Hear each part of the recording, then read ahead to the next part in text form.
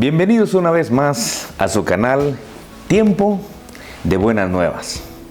Como lo he dicho antes, para mí es un gran gusto poder saludarlos por este medio. El día de hoy iniciaré un tema totalmente interesante como es la resurrección. Seguramente usted ha oído hablar de la resurrección. Obviamente, la esperanza que el cristiano mantiene es precisamente en la resurrección.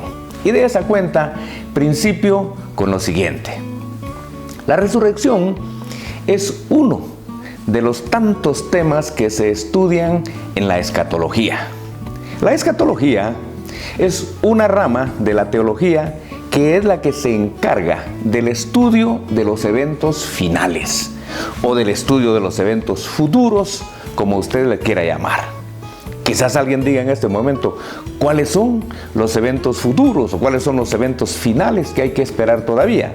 Pues le menciono algunos. Por ejemplo, la gran tribulación, el aparecimiento y la obra del anticristo, la segunda venida de nuestro Señor y Salvador Jesucristo, el arrebatamiento o rapto de la iglesia, el reino milenial para algunos, la guerra del Armagedón, el fin del mundo, el juicio final, el reino eterno, etc. Hay muchos temas que se definen como temas escatológicos. Pero el día de hoy voy a iniciar, y digo voy a iniciar porque el tema de la resurrección lo vamos a dividir en varios subtemas o temas, como usted quiera llamarle, ¿va? Le decía entonces que respecto a la resurrección hay tres temas diferentes. Primero, no es lo mismo hablar de resurrección que resucitación. Son temas diferentes. Segundo, hay tipos o clases de resurrección. Y tercero, hay tiempos o turnos de resurrección. Yo espero desarrollar un video especial, una enseñanza específica para cada uno de estos temas. Y el día de hoy me voy a concentrar en aclarar la diferencia entre resurrección y resucitación. A nivel popular, existen diferentes creencias, especialmente en cuanto a los turnos. Lo que más abunda en las predicaciones o inclusive en el internet a nivel escrito son lo que le llaman los turnos de resurrección o los tiempos de resurrección. Y verá usted, algunas congregaciones creen en 2 turnos de resurrección, otras creen en 3 y otras creen en 4 turnos de resurrección. Las más abundantes que usted puede encontrar en el internet es que algunas creen en 6 turnos de resurrección, otras creen en 7 y encontré una congregación que cree hasta en 9 turnos de resurrección. Quizás a estas alturas usted diga, pero si utilizamos la misma Biblia, ¿por qué tantas creencias o tal diversidad de creencias en cuanto a los turnos de resurrección? A mi juicio es porque en el fondo no han logrado comprender la diferencia de lo que hoy yo espero aclarar. La diferencia entre una resurrección y una resucitación, que son temas, diríamos, similares, pero diferentes. Todos, por supuesto que en todas las congregaciones, todos tienen su respectivo fundamento bíblico. Y eso es obvio que todos creen también estar en lo correcto. Si no, no estarían ahí. Si no, no creerían en lo que creen y predican. Pero hoy voy a aclarar la diferencia entre resurrección y resucitación. Los casos más abundantes que aparecen en el texto bíblico son las resucitaciones. Quizás para algunos de ustedes en este momento sea primera vez que escuchen la palabra resucitación. Así que veamos primero los casos que más abundan en el texto bíblico, que son las resucitaciones. Pero primero definamos qué es una resucitación. La resucitación es el acto de pasar de muerte a vida material. El paso de muerte a vida material, con el mismo cuerpo, eso sí, para vivir otro tiempo, pero luego volver a morir. Lo voy a repetir. La resucitación es el acto de pasar o de regresar de la muerte a la vida material con el mismo cuerpo con que se murió, para vivir otro tiempo, pero luego volver a morir. Resucitación tiene un sinónimo que es revivir. Digamos que lo que yo estoy llamando en este momento aquí, resucitación, es lo que a nivel popular se llama revivir. Revivir a una persona que se había muerto y que regresa o es regresada a la vida, se dice que revivió. Las resucitaciones, eso sí, las resucitaciones fueron figura y anticipo de la verdadera resurrección. Fueron también una muestra, o son también una muestra de la soberanía de Dios sobre el imperio de la muerte. Recuerde, a Dios no lo detiene, pero ni la muerte. Las resucitaciones fueron resurrecciones incompletas. Oiga esto, las resucitaciones fueron resurrecciones incompletas. En el Antiguo Testamento se revelan 3 resucitaciones. La primera se revela en el primer libro de Reyes, capítulo 17, versículos del 17 al 22. Si usted tiene su Biblia ahí, por favor tome su Biblia y acompáñeme leyendo. Busque el primer libro de Reyes y vamos a leer en el capítulo 17, de los versículos 17 al 22. Y ahí dice lo siguiente: Después de estas cosas, aconteció que cayó enfermo el hijo de la ama de casa. Y la enfermedad fue tan grave que no quedó en él aliento. Y ella dijo a Elías: ¿Qué tengo yo contigo, varón de Dios? ¿Has venido a mí para traer a memoria mis iniquidades y para hacer morir a mi hijo? Él le dijo: Dame acá a tu hijo. Entonces él lo tomó de su regazo y lo llevó al aposento donde él estaba y lo puso sobre su cama. Y clamando a Jehová, dijo: Jehová, Dios mío, aún a la viuda en cuya casa estoy hospedado has afligido, haciéndole morir a su hijo. Y se tendió sobre el niño 3 veces, y clamó a Jehová y dijo: Jehová, Dios mío, te ruego que hagas volver el alma de este niño a él.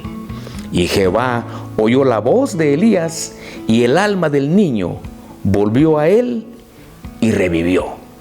Qué interesante es leer y darse uno cuenta que el primer hombre que fue utilizado por Dios para devolverle la vida, para revivir, como dice la parte final del versículo 22, dice, y Jehová oyó la voz de Elías, y el alma del niño volvió a él y revivió. Por eso le dije que el sinónimo de resucitación es revivir. Qué interesante, le decía, es leer y encontrar que el primer hombre que fue utilizado por Jehová para devolverle la vida a una persona muerta fue Elías. El segundo caso se encuentra en el segundo libro de Reyes, capítulo 4, versículos 32 al 35. Avance un poquito y busque el segundo libro de Reyes y busque el capítulo 4 y vamos a leer de los versículos 32 al 35.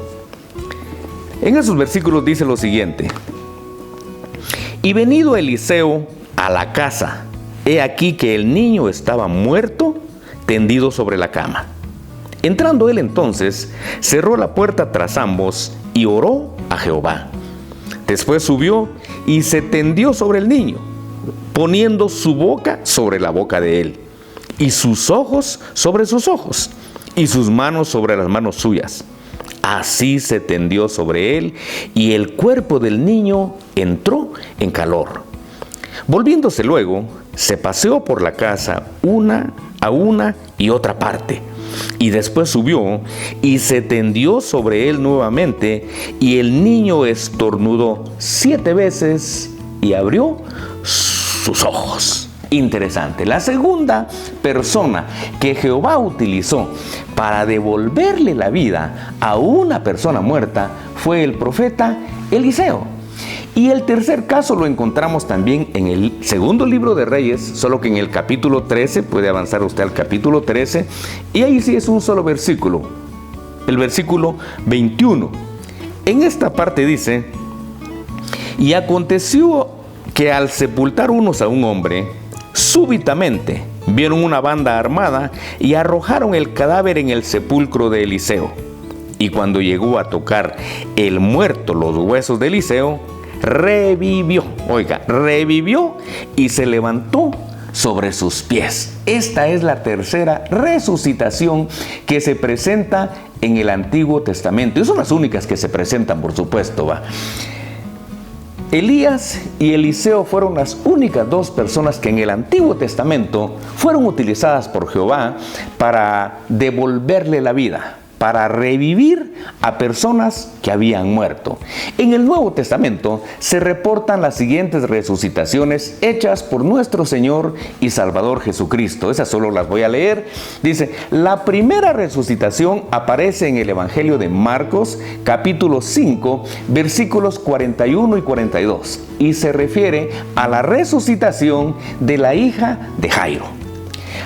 El segundo ejemplo está en el Evangelio de Lucas, capítulo 7, versículos del 11 al 15, y se refiere a la resucitación del hijo de la viuda de Naín. Y la tercera es la más famosa, la resucitación de Lázaro. Esa aparece en el Evangelio de Juan, capítulo 11 y versículos 38 al 44. Además de estas resucitaciones que llevó a cabo nuestro Señor y Salvador Jesucristo, aparecen también las resucitaciones de los santos del Antiguo Testamento. Estas se reportan en el Evangelio de Mateo, en el capítulo 27, de los versículos 51 al 53. Esas las puede verificar usted en su casa cuando esté oyendo esta enseñanza. Luego aparece la resucitación de Dorcas. Esta está en el libro de los Hechos, capítulo 9, versículos 40 y 41, y fue llevada a cabo por el apóstol Pedro. Y por último, aparece la resucitación de Eutico. Esa está reportada en el libro de los Hechos, capítulo 20, versículos del 7 al 10, y fue llevada a cabo por el apóstol Pablo. O sea que en el Antiguo Testamento, Elías y Eliseo fueron los dos hombres que Jehová utilizó para resucitar o retornar de la muerte a la vida a tres personas. En el Nuevo Testamento, nuestro Señor Jesucristo resucita a tres personas, y luego aparecen resucitaciones hechas por el apóstol Pedro y por el apóstol Pablo. Eso sí, todas estas personas, como le dije antes, regresaron de la muerte a la vida material. Ahora, siguieron viviendo, diríamos en pocas palabras, ¿va? Con el mismo cuerpo. Vivieron otro tiempo, pero llegado su momento, volvieron a morir. Y hoy están en la tumba en espera de la resurrección final. Es decir, regresaron a la vida, es cierto. Vivieron otro tiempo, pero volvieron a morir como cualquiera otra persona. Muy bien. Lo anterior es con relación a la resucitación de los muertos. El segundo punto es la resurrección. A diferencia de la resucitación, que también es regreso, diríamos, de la muerte a la vida, incluye como mínimo tres pasos. Primero, volver a la vida, que ya vimos que se llama resucitación o revivir, ¿verdad?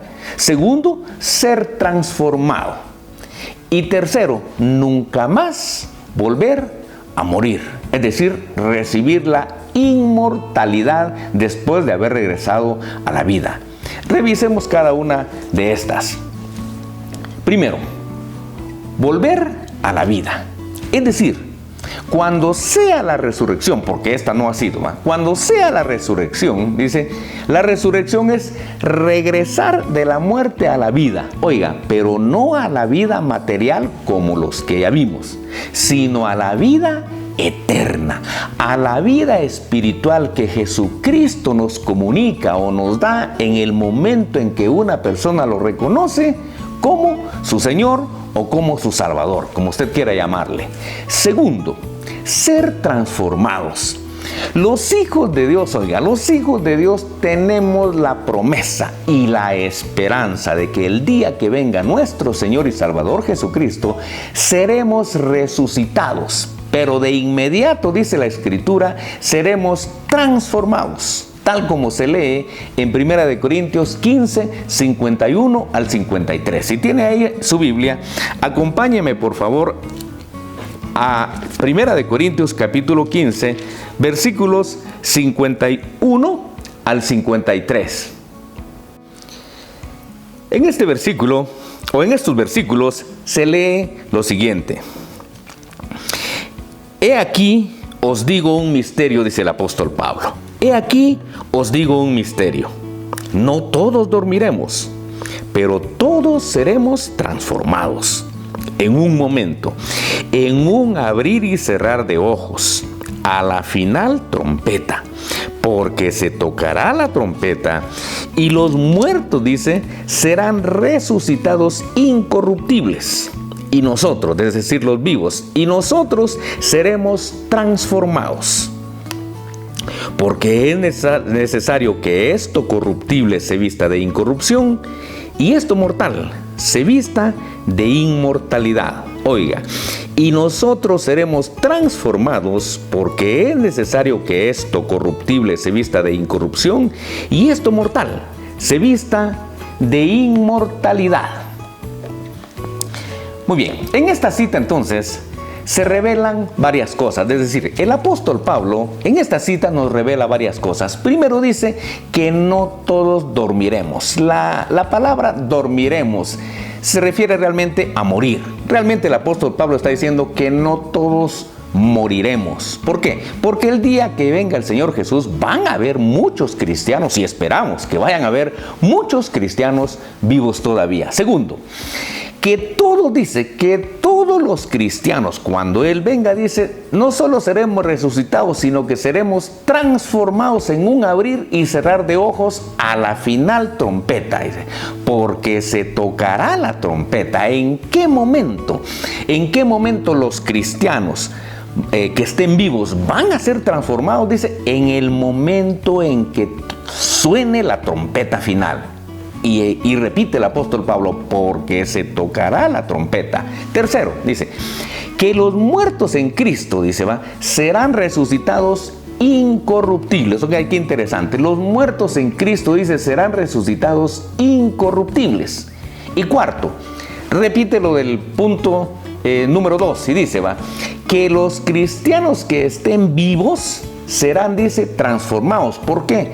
Porque ellos técnicamente no van a morir, es decir, no van a ser enterrados, pero en el momento, si en este momento fuera el trompetazo final, este cuerpo que usted está viendo en este momento, dice, sería transformado, obviamente, de cuerpo material a cuerpo espiritual. ¿Por qué dice? Porque es necesario, dice, que esto corruptible, este cuerpo que se va a corromper el día que yo me muera, dice, es necesario que se vista de incorrupción. Y este cuerpo que usted mira ahorita, que es mortal, va a ser necesario que se vista, dice, de inmortalidad. Ok. El tercer punto, ya vimos, regresar a la vida, ser transformados, y el tercer punto, el tercer requisito de la resurrección es la inmortalidad. Entonces, luego de resucitar y ser transformados, dice, los hijos de Dios, dice, recibiremos la vida eterna a plenitud. Si no lo tiene claro, le comparto esto. En el momento en que un pecador confiesa con su boca que reconoce a Jesucristo como su Señor, en ese momento recibe la vida eterna. Sí, pero no la recibe a plenitud, porque sigue viviendo en este cuerpo que ya vimos que es mortal y es corruptible.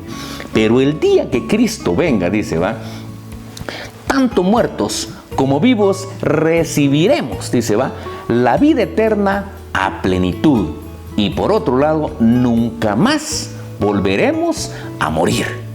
Esto está revelado en 1 de Tesalonicenses 4:17, donde se lee lo siguiente. Acompáñeme y busque 1 de Tesalonicenses un poquito más adelante de donde está Corintios, y vamos a leer el capítulo 4 y versículo 17. En ese versículo se lee lo siguiente, dice el apóstol Pablo: luego nosotros, dice, los que vivimos, los que hayamos quedado, seremos arrebatados juntamente con ellos en las nubes para recibir al Señor en el aire. Oiga, y así estaremos siempre, con el Señor. Eso de que dice el apóstol Pablo, y así estaremos siempre con el Señor, significa que así estaremos eternamente con el Señor.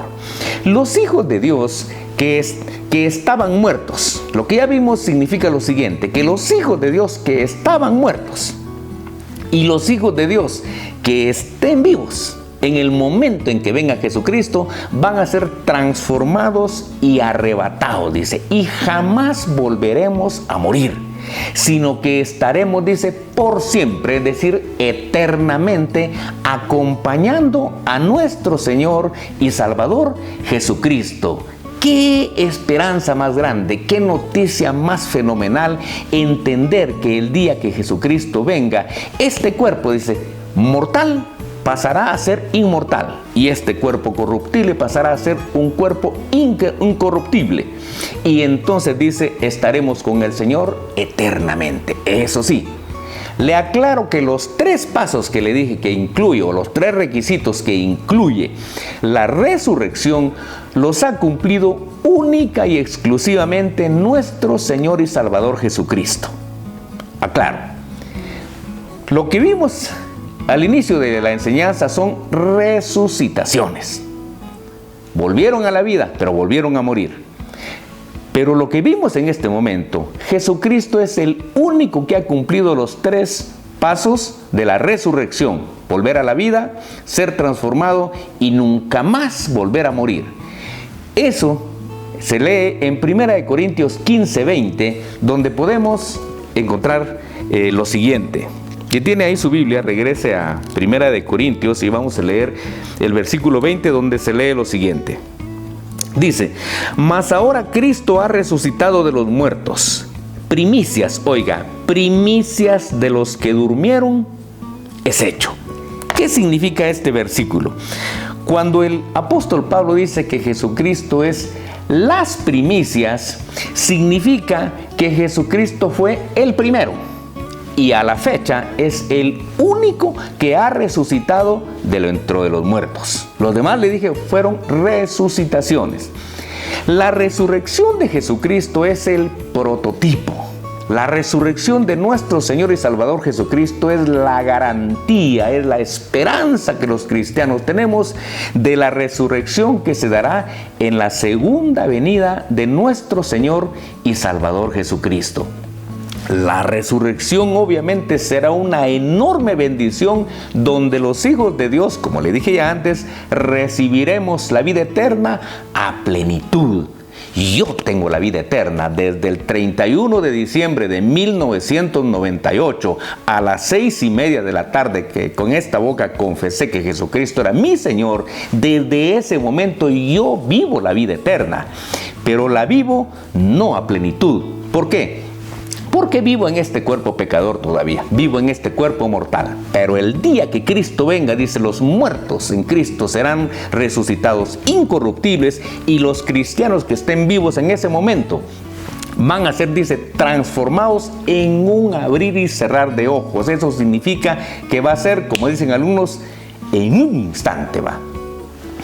Y serán transformados, arrebatados, y recibiremos la vida eterna a plenitud. Y esa vida eterna la viviremos, dice, eternamente acompañando a nuestro Señor y Salvador Jesucristo en lo que se llamará el reino eterno de Dios. Ojalá usted que me está viendo, a usted que me está viendo, lo vea yo en el reino eterno. Ok, con eso terminamos el tema. ¿A qué conclusiones arribamos con lo que hemos estudiado? Primero, que no es lo mismo ser revivido que ser resucitado. No es lo mismo una resucitación que una resurrección. el único que ha resucitado es nuestro Señor y Salvador Jesucristo. Por eso en 1 Corintios 15:20 se le llama primicias. Jesucristo es las primicias. Eso significa que fue el primero y a la fecha el único que ha resucitado. Segundo, que la resucitación es el acto de pasar o de regresar de la muerte a vida material. Se vive otro tiempo, como obviamente sucedió con Lázaro, vivió otro tiempo, pero al tiempo volvió a morir y está en la tumba esperando la venida de nuestro Señor y Salvador Jesucristo. Tercero, que la resurrección es el acto de pasar de muerte a vida eterna. Es el acto de pasar de muerte a la vida espiritual que nos ofrece nuestro Señor y Salvador Jesucristo a través de la salvación. Cuarto, que nuestro cuerpo, para los que estemos vivos, como dijo el apóstol Pablo, para los que estén vivos, porque obviamente usted y yo, cuando venga nuestro Señor y Salvador Jesucristo, seguro que ya estaremos muertos. Pero que el cuerpo de los cristianos que estén vivos en el momento en que suene la trompeta final, será transformado de cuerpo material, dice, a cuerpo espiritual. Y de cuerpo mortal a cuerpo inmortal, porque este cuerpo carnal no puede entrar al reino de Dios. Este cuerpo de carne y hueso no puede entrar al reino de los cielos. Y por último, que luego de ser resucitados, los hijos de Dios, dice, nunca más volveremos a morir, sino que viviremos eternamente acompañando a nuestro Señor y Salvador Jesucristo. Con esto finalizo la diferencia entre resucitación y resurrección. Si a usted le pareció interesante y aprendió algo nuevo, pues comparta este video, porque para eso es. Estas enseñanzas son para que cada uno de aquellos que no tienen mucho tiempo de estudiar la Biblia, la estudien y puedan comprenderla de mejor manera. Por lo demás, que Dios le bendiga, que Dios les ilumine y nos vemos en el próximo video.